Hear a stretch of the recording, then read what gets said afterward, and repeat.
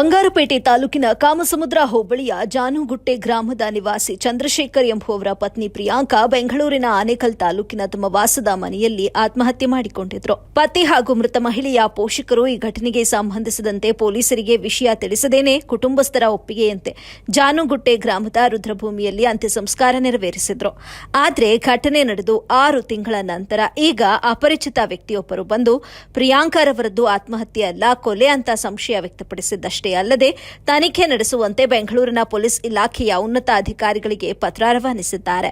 ಈ ಹಿನ್ನೆಲೆ ಆನೇಕಲ್ ಪೊಲೀಸರು ಇಂದು ಬಂಗಾರಪೇಟೆ ತಹಶೀಲ್ದಾರ್ ಅವರ ಸಮಕ್ಷಮದಲ್ಲಿ ಶವ ಪರೀಕ್ಷೆ ನಡೆಸಿ ತನಿಖೆಯನ್ನ ಕೈಗೆತ್ತಿಕೊಂಡಿದ್ದಾರೆ. ವರದಿ ಸೈಫುಲ್ಲಾ, ಎಬಿ ನ್ಯೂಸ್, ಬಂಗಾರಪೇಟೆ.